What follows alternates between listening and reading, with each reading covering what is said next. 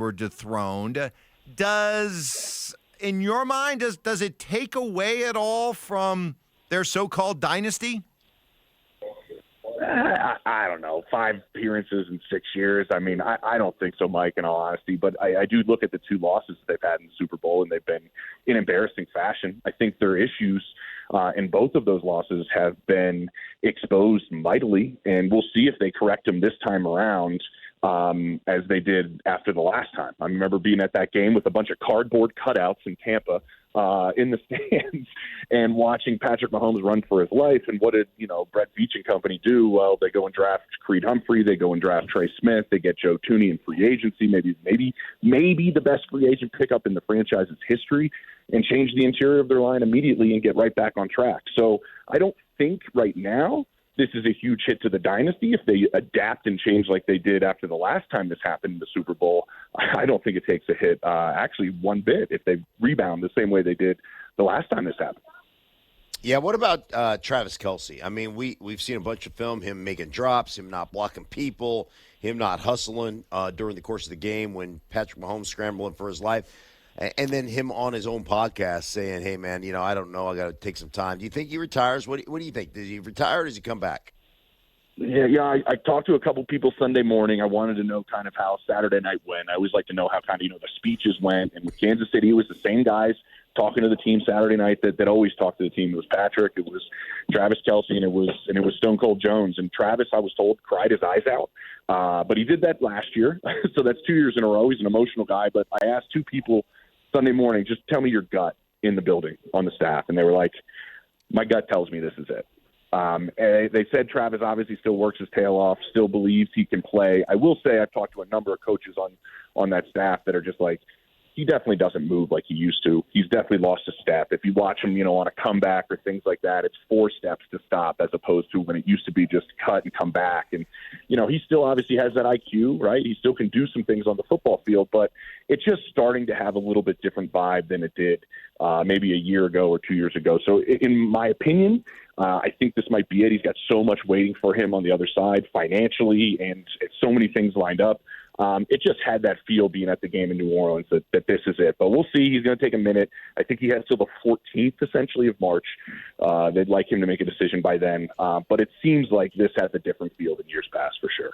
James, and I kind of want to go back to that first one there, and you look at the Chiefs, and a little bit of a transition year. And last time, to your point, they responded nicely after that beat down to Tampa in the Super Bowl. But now this offensive line their offensive line doesn't quite look the same, right? So you're going to have to address a couple spots there. Kelce might be done. The wide receiver position is kind of up in the air. And defensively, you got a lot of free agents. And what does that look like? That's the side of the football that's been carrying this football team. Could you see the Chiefs taking a big step back next year? I can see the division, Stoke, being up for grabs for sure. I mean, the way Denver feels about their chances in the division. I think the way Harbaugh is going to think about it in year 2 in the division, and that Pete Carroll is going to turn things around quicker than probably anybody else who landed that job would have been able to do. And so I think the competition has been better. You mentioned what they have to do. I mean, they're Patrick Mahomes on defense and Nick Bolton. I wouldn't mind seeing him in a Broncos uniform. He's a free agent. He runs the show for Steve Spagnuolo. I mean, without him, I talked to guys on that staff that are like, I don't even want to think about life without Nick Bolton running our defense in terms of how he communicates and runs that whole show. They have to make a decision on Trent McDuffie, whether they're going to pay him, a decision on George Karlaftis, whether they're going to pay him. Trey Smith is probably going to be the highest paid guard in the NFL after this free agency. Do you bring him back at that number, or does he walk? And so, there's a lot of things up in the air. Tackle is still a huge issue in Kansas City. It's been that way for some time, and it got exposed again with, outside rushers that love to rush from a really wide margin and not worry about the run with Andy Reid. I'm talking about all these things that Kansas City has to worry about, and the rest of the division has gotten better. Yeah. So I definitely think they take a step back in some capacity, mainly because also, there's a lot of question marks, but also the division itself has gotten better, and Denver's a big part of that.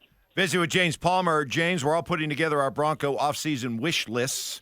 What would be number one on top of yours?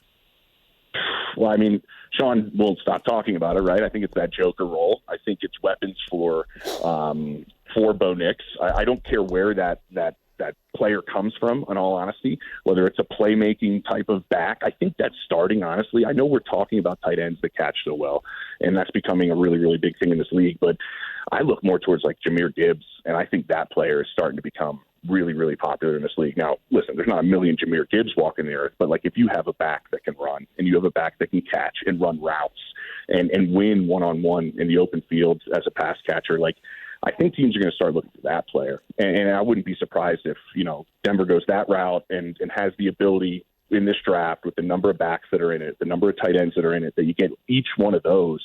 And then the middle of your defense. I still think we go to the team that won to the Super Bowl. And what did they do? Like, they always reload. Howie Roseman always reloads on the trenches. So when you had Jason Kelce, you still drafted Cam Jurgens. You had Fletcher Cox, you still drafted Jalen Carter and Jordan Davis. Like, you can always reload in the trenches. That's why Philly's so good. And then I think that role at the tight end or running back spot are huge. And then the wide receiver market, guys, to me is fascinating because the free agents aren't great.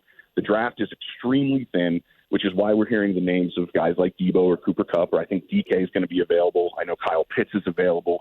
Like, some teams might have to trade because the market's a little different. And are you going to overpay for one of these receivers? That's what I'm curious about. What if Denver goes that route? I don't think they do. But if you want one, you might overpay because it's a thin market. What is the market for a guy like Debo, who's obviously an unbelievable player, and he doesn't play tight end or running back, but he plays kind of a combination of the two. Great run after the catch guy. So what do you think be the market for a guy like Debo if the Broncos did in fact go that way? Yeah, Mark, I would say, I think teams are honestly waiting it out because financially it's not great if you trade for him. He can be outright cut, which I think is still a possibility. I do think his perception has changed. I agree with you. I think he's a good player. But with the number of injuries they had this past year, when Ayuk goes down and Ricky Pearsall obviously is battling through an unbelievable circumstance and Jennings gets hurt and McCaffrey's hurt the whole year, his role still didn't increase that much. That was the surprising thing for me in their offense is that, why didn't the touches dramatically go up when these other guys were going down? But I think the compensation, honestly, to trade for him is not going to be crazy. I mean, I know Kupp is probably around a third. I would assume it'd actually be lower than that if you wanted to get Debo.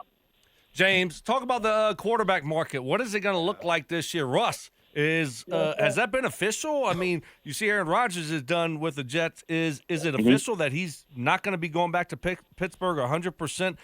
How do you think the quarterback market's going to shake out?